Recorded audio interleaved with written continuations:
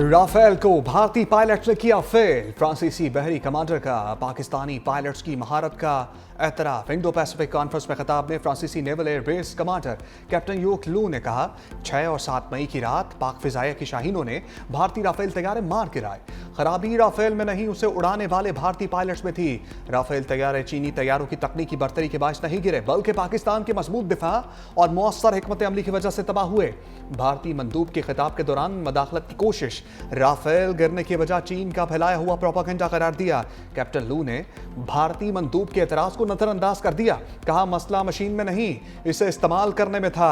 Rafale किसी भी जंगी सूरत हाल में चीनी तैयारों को शिकस्त दे सकता है, मगर सब कुछ इस्तेमाल के तरीके पर मुनहसर है।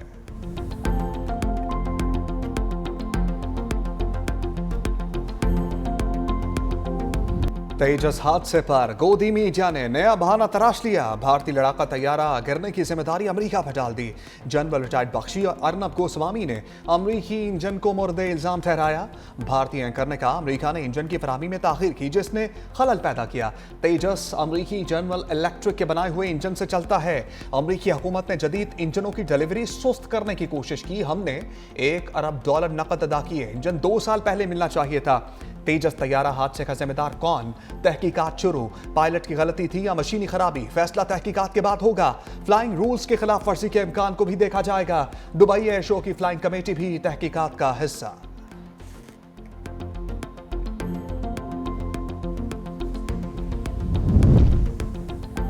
तेजस तैयारा हादसा, भारतीय अवाम की मोदी हुकूमत पर लफ्जी शेलिंग, फिजाइया की नाहरी और क़यादत की गफलत पर शदीद तनकीद। भारतीय एयर चीफ के गैर संजीदा रवैये पर बरतरफी का मुतालबा। सोशल मीडिया पर लिखा, सरबराह फिजाइया ने पेशावराना नज़्मो ज़ब्त के बजाय बॉलीवुड अंदाज के बयान दिए। तेजस की तबाही पूरी दुनिया के सामने हमारे लिए बड़ी तौहीन है।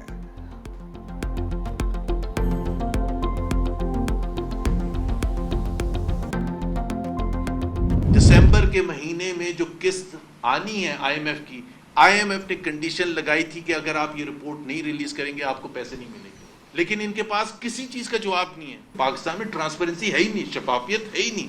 जो लोग ढंढोरा पीटते हैं ना कि 27वीं अमेंडमेंट, ये और मजीद खराब करेगी आपकी मईशत को। जब शफाफियत नहीं होती तो इन्वेस्टर नहीं आगे करता। आपके जजेस आप खुद ले आएंगे। 24 करोड़ अवाम को ट्रैप करके रखा हुआ है इस रोटन सिस्टम में। IMF रिपोर्ट, अपोजिशन ने हुकूमत को कचहरे में खड़ा कर दिया। साबिक गवर्नर सिंध मोहम्मद जुबैर ने कहा, हुकूमत के पास IMF की रिपोर्ट का कोई जवाब नहीं। दुनिया का कोई और मुल्क होता तो हुक्मरान जमात मुस्ताफी हो जाती। IMF ने बता दिया, मजलूम लोग पिसे हुए हैं। वज़ीर आज़म कौमी असम्बली में आकर IMF रिपोर्ट पर जवाब दें। तैमूर सलीम झगड़ा ने कहा, IMF कह रहा है पाकिस्तान में करप्शन हो रही है, इदारों की कारकर्दगी सियासी दबाव में आ जाती है। IMF रिपोर्ट अदालतों की दयानतदारी पर सवाल उठा रही है।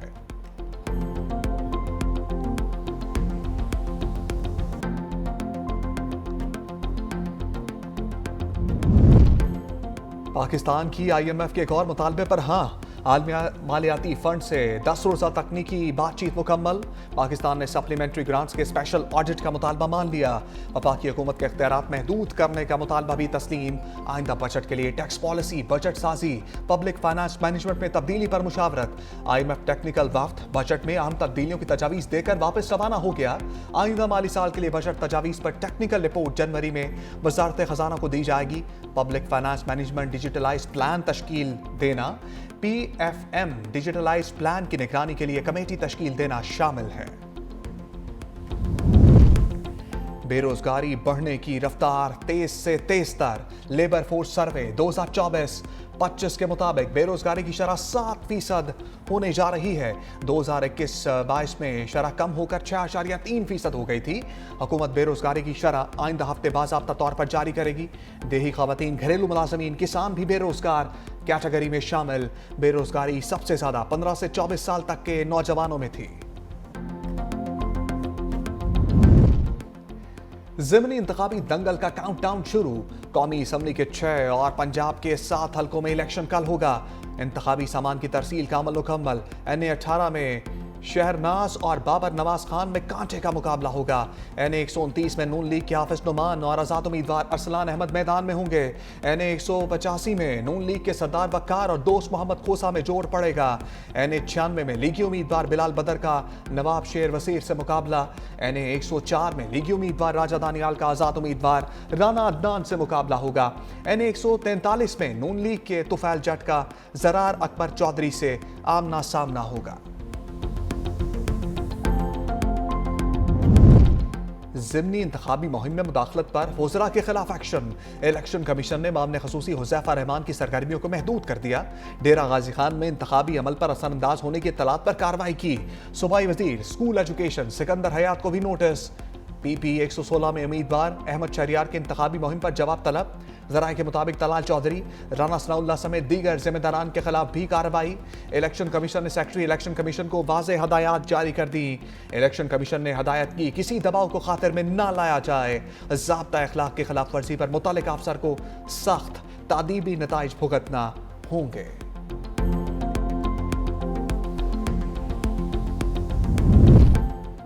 पंजाब और खैबर पख्तूनख्वा में ज़िमनी इलेक्शन पर सिक्योरिटी सख्त। लाहौर, फैसलाबाद, साहिवाल, DG खान, हरीपुर समेत मुतल्लिका हल्कों में क़याम अमन के लिए फ़ौज तैनात करने की मंजूरी।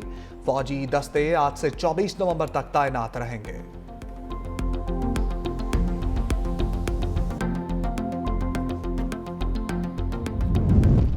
रेलवे का निज़ाम मईशत के लिए रीढ़ की हड्डी की हैसियत रखता है। वज़ीर आज़म का आज़म, रेलवे की प्रॉपर्टी पर पब्लिक प्राइवेट पार्टनरशिप मॉडल इख्तियार करने की हिदायत। वज़ीर आज़म शहबाज शरीफ की ज़ेर सदारत रेलवे की अमूर पर अहम इजलास। ब्रीफिंग में बताया कि कराची सिटी रेलवे स्टेशन से डिजिटल वेइंग ब्रिज का पायलट प्रोजेक्ट शुरू किया गया। रावलपिंडी रेलवे स्टेशन में मसनूई जहानत से काम करने वाले 148 सर्विलियंस कैमरे नस्ब किए।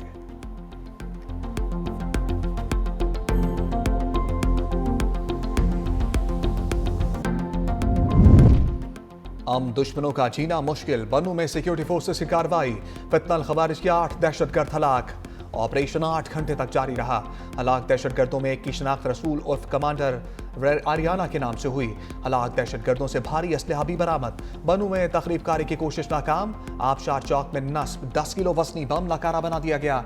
सदर आसिफ अली सरदारी वज़ीर आज़म शहबाज शरीफ का सिक्योरिटी फोर्सेस को खराज तहसीन।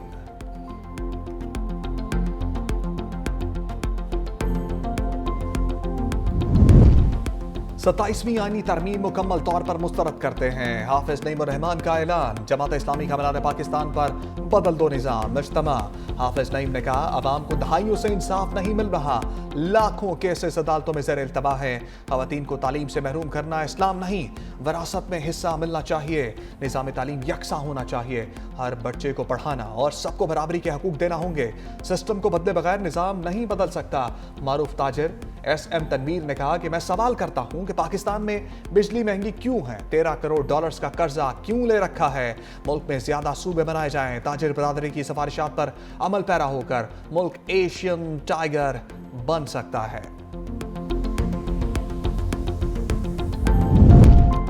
कभी फील्ड मार्शल आसिम मुनीर की जात पर तनकीद नहीं की। वज़ीर आला सुहेल आफरीदी की सीनियर सहाफ़ियों से गैर रस्मी गुफ्तगू। कहा अमन की खातिर वफाक का साथ दूंगा। दहशतगर्दी के खात्मे के सिवा कोई ऑप्शन नहीं। दहशतगर्दी का खात्मा चाहते हैं लेकिन कोलेट्रल डैमेज नहीं चाहते। हम बास पॉलिसीज पर एतराज़ करते हैं। अवाम का एतमाद बहाल होगा तो दहशतगर्दी के खिलाफ जंग जीतेंगे। फौज कानून नाफिज करने वाले इदारों और सिविलियन चौदह में कभी तफरीक नहीं की। वक्त आया तो हम सिर्फ पाकिस्तान के साथ खड़े होंगे। मजीद कहा बानी की रिहाई के लिए किसी से राब्ता नहीं। वफाक की तरफ हमारे 3000 अरब के वाजबात हैं।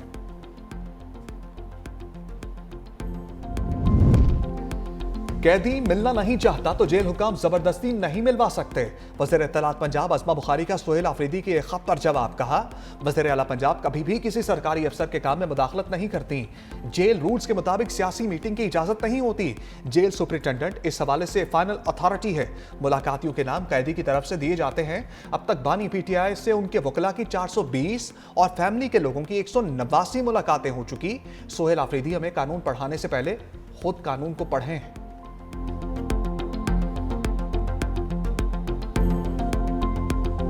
एक दूसरे पर लफ्जी वार के बाद ट्रंप ज़ोहरान बैठक।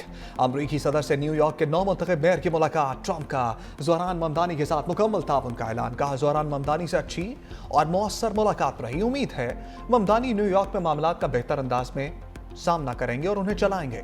हम उनकी हर मुमकिन मदद करेंगे ताकि ये लोगों की उम्मीदों पर पूरा उतर सकें। ज़ोहरान ममदानी न्यूयॉर्क के मामलात जितने बेहतर अंदाज में चलाएंगे मैं उतना ही खुश होऊंगा। मजीद बोले, ज़ोहरान ममदानी नेतन्याहू को गिरफ्तार करेंगे या नहीं इस पर बात नहीं हुई। उम्मीद है ममदानी कुछ कदामत पसंदों को हैरान कर देंगे। सहाफ़ी के सख्त सवाल पर ट्रंप का दिलचस्प जवाब। कहा ज़ोहरान ममदानी का मुझे फाशिस्ट कहना बुरा नहीं लगता। न्यूयॉर्क के नौ मुंतखब मेयर ने कहा सदर ट्रंप से न्यूयॉर्क के मसाइल पर बात की। मुलाकात में इख्तलाफ की बजाय मुश्तरका मफादात पर बात हुई। जजेस ट्रांसफर केस। इस्लामाबाद हाईकोर्ट के जजेस की इंट्रा कोर्ट अपील आईनी अदालत में समाअत के लिए मुकर्रर। जस्टिस अमीनुद्दीन समेत 6 रुकनी बेंच 24 नवंबर को समाअत करेगा। इस्लामाबाद हाईकोर्ट जजेस ने आईनी अदालत में समाअत को चैलेंज कर दिया। इस्लामाबाद हाईकोर्ट के 5 जजेस की वफाकी आईनी अदालत में मुतफर्रिक दरखास्त दायर। दरखास्त में कहा गया ये दरखास्त वफाकी आईनी अदालत में ट्रांसफर नहीं हो सकती थी। ट्रांसफर जजेस अपील वापस सुप्रीम कोर्ट भेजी जाए। दरखास्त में मजीद कहा गया 27वीं आईनी तरमीम आइन के खिलाफ है। मुकन्नना, एग्जेक्टिव और अदलिया दोनों 1973 के आइन के तहत कायम की गई।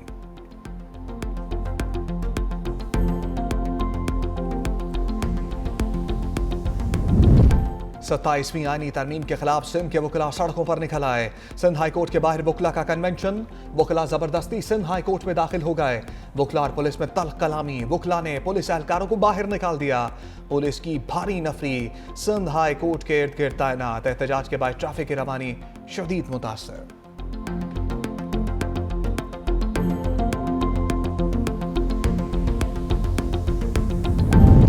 सूबा सिंध में 70 लाख बच्चे स्कूलों से बाहर हैं। वज़ीर आला मुराद अली शाह की मीडिया से गुफ्तगू। कहा बच्चों को दोबारा तालीमी निज़ाम में लाने के लिए इक़दाम जारी हैं। आउट ऑफ स्कूल बच्चों की बड़ी वजह गुर्बत और सहूलियात की कमी है। वालिदैन बच्चों को कम उम्री में काम पर लगा देते हैं। हर बच्चे को महफूज और बाख्तियार माशरा देना चाहते हैं। बच्चों के हकूक़ का तहफ़्फ़ुज़ हुकूमत की तरजीह है। कम उम्र की शादी के कवानीन पर सख्त कार्रवाई होगी। दीगर सूबों में भी कानून साजी की ज़रूरत है। वज़ीर आला सिंध की कराची में सी व्यू पर वॉक।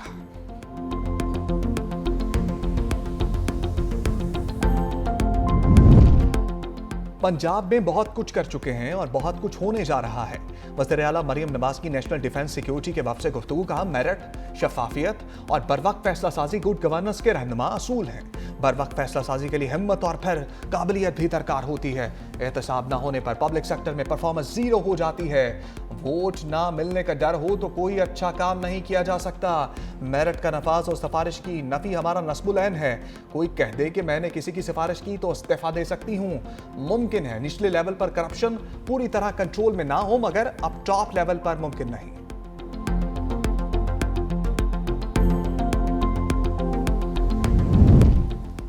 हैदराबाद के मसाइल हल करने के लिए कोशा हैं। शहर का इंफ्रास्ट्रक्चर बेहतर करेंगे। वज़ीर बल्दियात नासिर हुसैन शाह की मीडिया से गुफ्तगू। कहा हैदराबाद के मसाइल ज़्यादा हैं जिन पर काम कर रहे हैं। इस शहर के कुछ मंसूबे मुकम्मल हुए, कुछ पर काम हो रहा है। हैदराबाद म्यूनिसिपल कॉरपोरेशन के तमाम मसाइल हल करेंगे।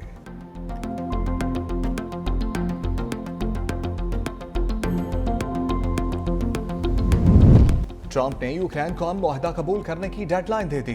सदर ट्रंप ने कहा अमेरिका चाहता है यूक्रेन अगली जुमेरात तक मुआहदे के फ्रेमवर्क पर दस्तखत कर दे। अमेरिका ने यूक्रेन को मुआहदे के फ्रेमवर्क पर दस्तखत करने पर मजबूर करने के लिए इंटेलिजेंस शेयरिंग और हथियारों की सप्लाई रोकने की धमकी दी। अमेरिकी नायब सदर जेडी वेंस का भी सदर ज़ेलेंस्की से टेलीफोनिक राब्ता। अमेरिकी मंसूबे को मुआहदे की शक्ल में बदलने के लिए कायल किया।